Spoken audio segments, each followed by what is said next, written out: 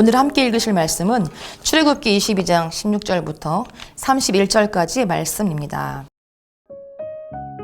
사람이 약혼하지 아니한 처녀를 꾀어 동침하였으면 납폐금을 주고 아내를 삼을 것이요, 만일 처녀의 아버지가 딸을 그에게 주기를 거절하면 그는 처녀에게 납폐금으로 돈을 낼지어다. 너는 무당을 살려두지 말라. 짐승과 행음하는 자는 반드시 죽일지니라. 야훼 외에 다른 신에게 제사를 드리는 자는 멸할지니라. 너는 이방 나그네를 압제하지 말며 그들을 학대하지 말라. 너희도 애굽 땅에서 나그네였음이라. 너는 과부나 고아를 해롭게 하지 말라. 만일 내가 그들을 괴롭게 함으로 그들이 내게 부르짖으면 내가 반드시 그 부르짖음을 들으리라. 나의 노가 맹렬함으로 내가 칼로 너희를 죽이리니 너희의 아내는 과부가 되고 너희 자녀는 고아가 되리라.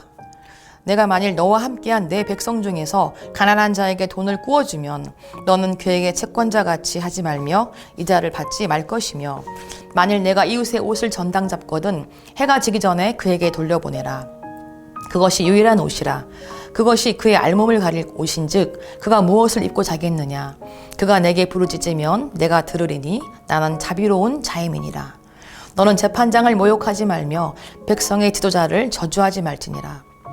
너는 내가 추수한 것과 내가 짜낸 집을 바치기를 더디하지 말지며 내 처음 난 아들들을 내게 줄지며 내 소와 양도 그와 같이 하되 이래 동안 어미와 함께 있다가 여드레 만에 내게 줄지니라. 너희는 내게 거룩한 사람이 될지니 들에서 짐승에게 찢긴 동물의 고기를 먹지 말고 그것을 개에게 던질지니라. 아멘. 모든 사람은 하나님 앞에서 평등하지만 현실은 차별이 있습니다. 이런 현실을 마주할 때 어떤 태도를 가져야 할까요? 이스라엘의 율법은 이방 나라의 법과 다르게 사회적인 약자들을 위한 것으로 제정하고 있습니다. 고대에서 여성은 고아나 과부, 가난한 사회적인 약자처럼 돌봄을 받아야 하는 존재로 여기고 있습니다. 그리고 약자를 돌아보라는 의무를 주십니다. 그 이유는 너희들도 과거에 나그네였다는 것입니다. 독수리가 자기 새끼를 업어나른 것처럼 구원해 내셨으니 하나님께 받은 은혜를 기억하고 약한 사람들에게 모질게 대하지 말라는 의미입니다. 오늘날도 나그네들이 있습니다.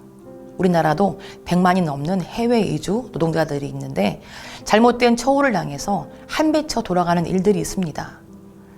그들의 나라에 돌아가서 부정적인 여론을 형성하기도 합니다. 안녕하세요, 블랑카입니다 라고 시작하여 외국인 노동자의 모습으로 개그를 하는 TV 프로가 있었습니다. 뭡니까 이게? 사장님 나빠요. 그냥 웃고 넘어가는 코미디가 아닌 수준 높은 풍자 개그인데 비참한 노동 현실에 대한 슬픈 마음이 올라옵니다. 인간은 현재만 집착해서 과거도 잊고 미래도 직시하지 못할 때가 많습니다. 개구리 올챙이적 시절 기억 못한다는 말처럼 군대 이등병 시절에 고생한 사람이 병장이 된 후 하급자를 괴롭힙니다. 하나님은 늘 자신이 어떻게 은혜를 입었는지를 돌아보라고 교훈하십니다. 이스라엘은 나그네로 살 때 고통을 겪었습니다. 그렇다면 자신들 중에 있는 나그네의 아픔을 헤아려 이해하고 사랑해 주어야 합니다. 그것이 하나님의 율법 정신입니다. 우리도 일제치하에서 많은 고통을 겪었습니다. 그러나 이제는 하나님의 은혜로 나그네들을 품는 여유가 생겼습니다. 그들을 학대하면 하나님은 기뻐하지 않으십니다. 하늘의 뜻을 이루려면 포스트를 버리고 낮아지고 섬겨야 합니다. 이것이 경건입니다. 경건한 하나님의 사랑을 확인할 방법은 교회 안에서 직분과 겉모습으로 알 수 있는 것이 아닙니다. 하나님께 받은 은혜를 다른 사람들에게 흘려내보낼 때 하나님의 사람과 아닌 사람을 알 수 있습니다. 또 너는 재판장을 모욕하지 말며 백성의 지도자를 저주하지 말지니라 라는 말씀이 있습니다. 여기서 재판장은 야훼 하나님을 의미하며 하나님을 경외하라는 의미입니다. 예전이나 지금이나 백성의 지도자를 저주할 상황은 있습니다.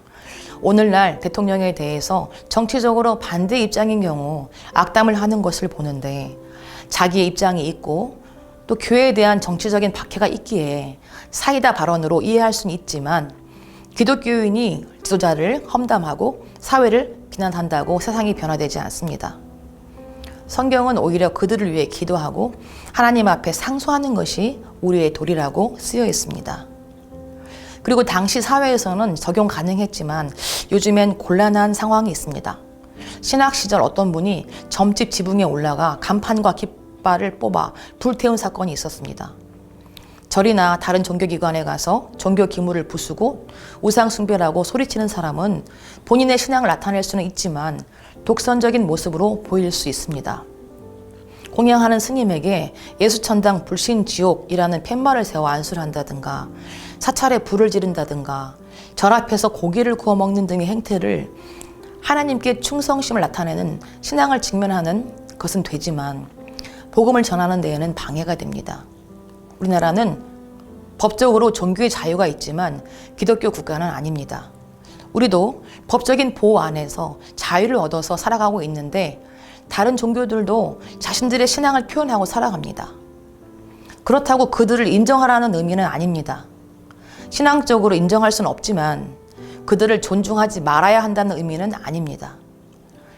나름 존중해주는 가운데에서 우리의 신앙을 다져야 하고 그들이 열심히 그들의 신앙을 주장할 때마다 세상 사람들이 지옥을 향해 간다는 것을 안타깝게 여기고 위하여 기도하고 사랑의 행실과 복음을 전하는데 더 열심을 내야 하는 것이지 그들이 하는 것을 반대하고 테러 집단처럼 행하는 것은 우리가 행할 태도는 아니라는 것입니다.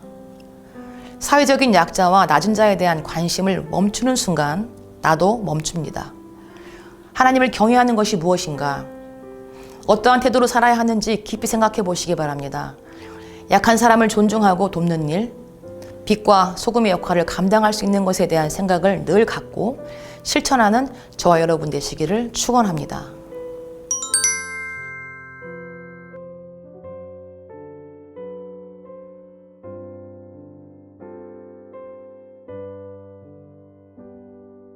기도하겠습니다. 거룩이란 하나님 방법으로 이루어가는 것임을 깨닫습니다. 내가 가는 곳이 경건의 자리가 되도록 경건의 자리는 약자를 배려하는 것임을 알고 십자가의 사랑으로 승리하게 하옵소서. 예수님의 이름으로 기도드립니다. 아멘.